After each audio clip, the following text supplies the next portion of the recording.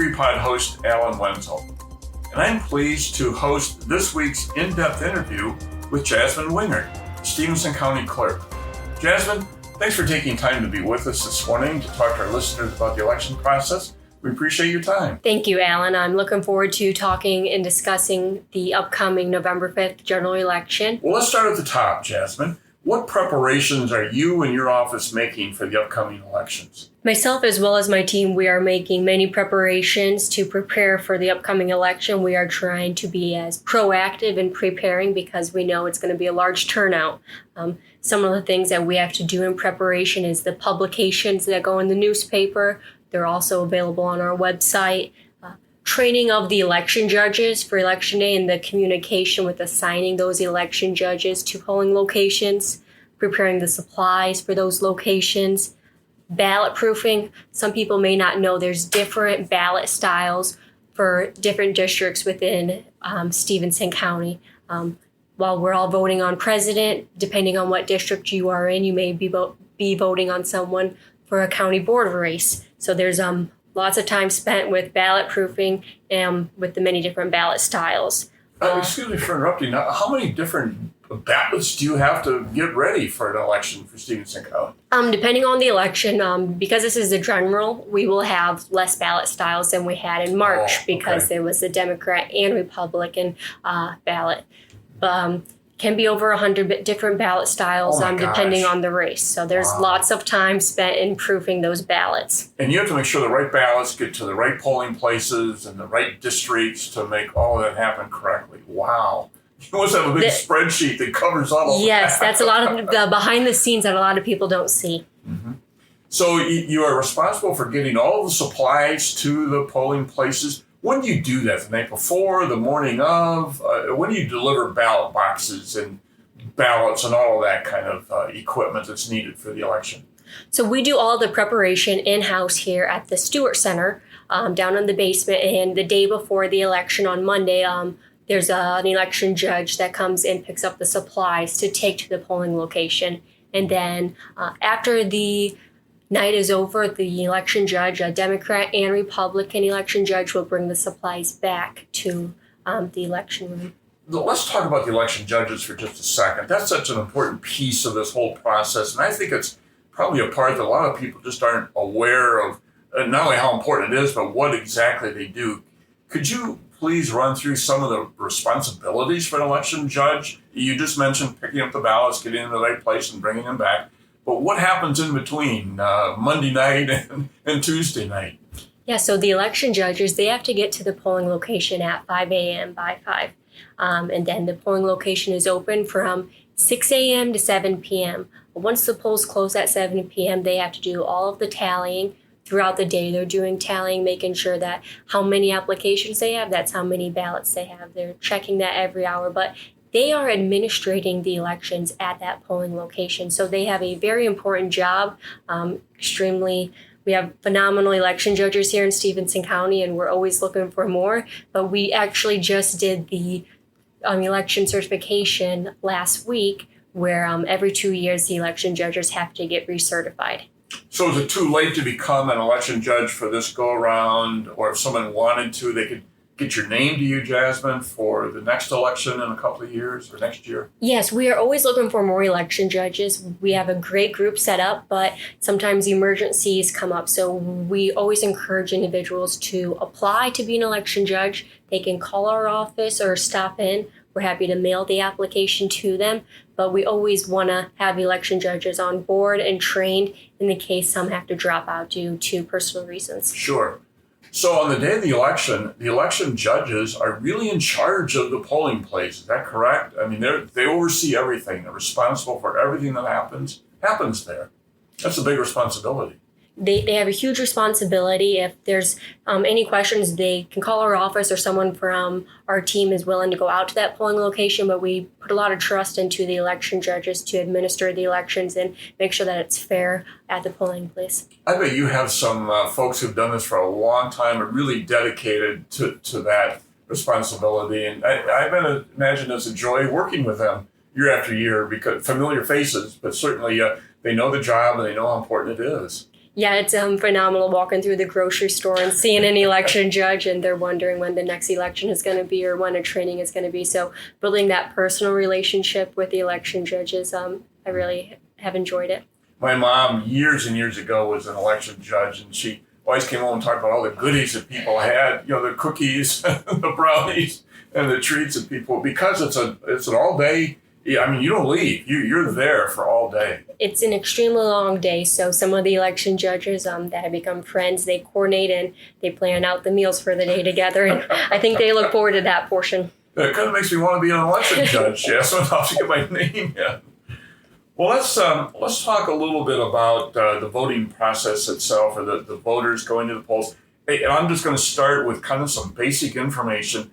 How do I know if I'm registered to vote even? Is there a way for me to check that to see if I need to register, or what steps do I go through to determine that? There's a couple different ways you can see if you're registered. You can call our office always, and we can tell you if you're registered, where your polling location is. If you have a voter registration card, you can come into our office, but you can also go onto our website, and under the election tabs, there's a portion that says, am I registered to vote? Where do I vote? And you'll click that and enter your information, and it will tell you if you're registered to vote, where your polling location is, and what the districts are that you could be voting on. Oh, that's great. Well, what is your website address quickly, Jazmin? What is that? StephenSonCountyIL.gov. Stephenson County? Yep. IL.gov. Yes. And county's all one spelled out. All spelled out. Okay. Yes, and then you'll go to departments, county clerk and recorder, and you'll go to the elections. Okay. And could you give us the phone number for your office here in the Stewart Center that would help people if they just want to make a call? Yeah, absolutely. Sometimes that's the easiest to do. Sure. 815-235-8289. 815-235-8289. Yes. Okay, great. I also wonder a little bit about the early voting process, Jazmin. When does that start, and how do you go about doing that, and what are the steps involved in early voting?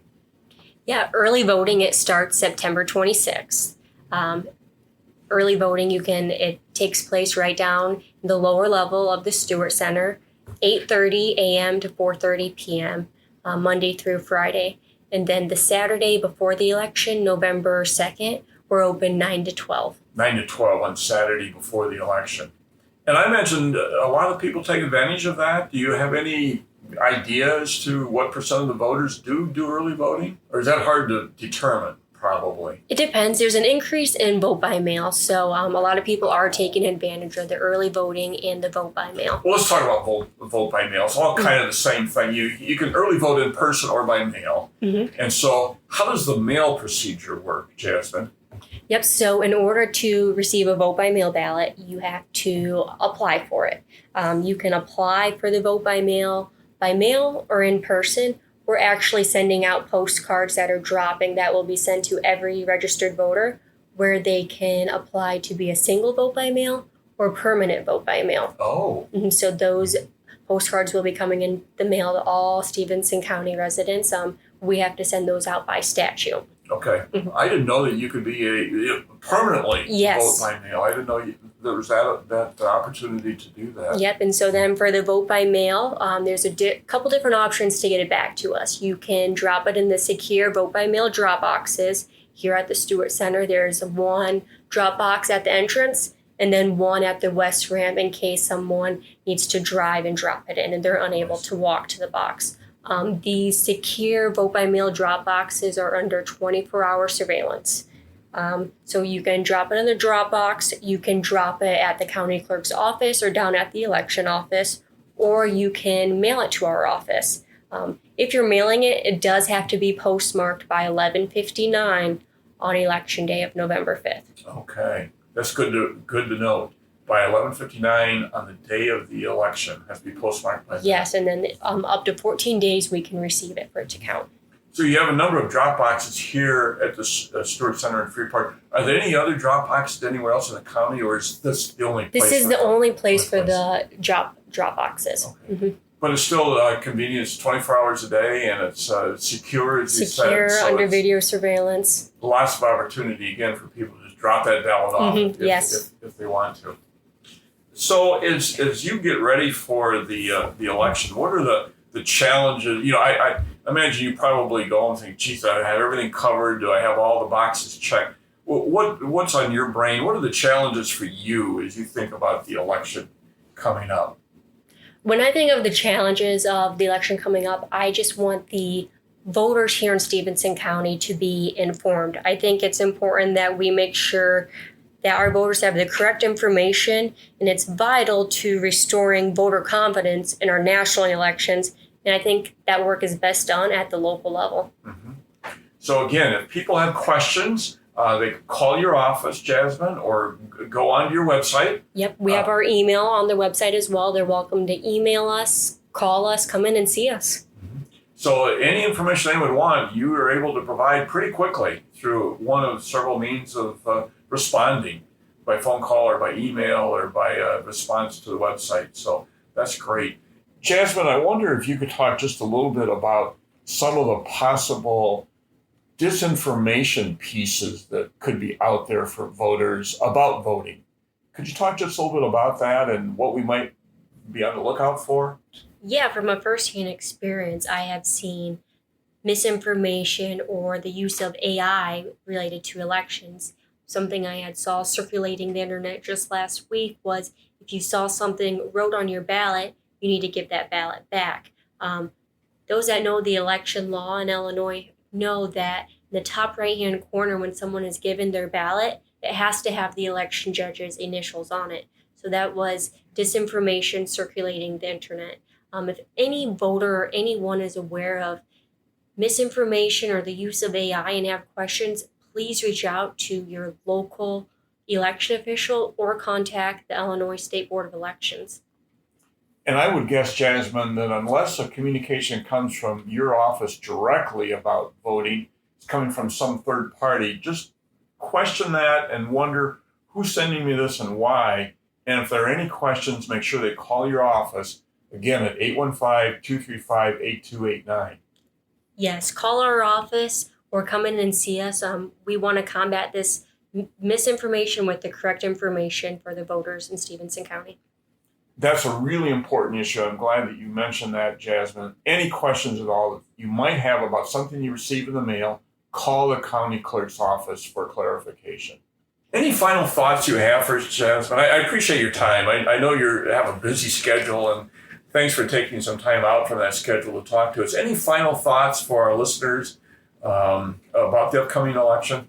I encourage the voters to get out and vote. As we've discussed today, there's different ways to vote, whether it's in person down in the lower level through mail or on election day at their polling location. In a federal election, one thing that we do differently than other elections is we have the FVT, that's the Freedom Vote Tablet machine, which are in place to provide audio to accommodate those who are visually impaired or have trouble reading. So these help those able to vote. They can even vote here in the lower level on election day. They can? Yes. I didn't know that. Mm-hmm. We often do the early voting in person at the lower level, but you can vote here on election day. If all else fails, oh my gosh, I don't have time to run out to my polling place, I'm downtown, I can just stop and vote that day here also. Yep, we are a polling location. Wow, interesting. Jazmin, thanks so much for your time and for your work as county clerk, and I appreciate all that you and your office does to make sure these elections happen smoothly and efficiently.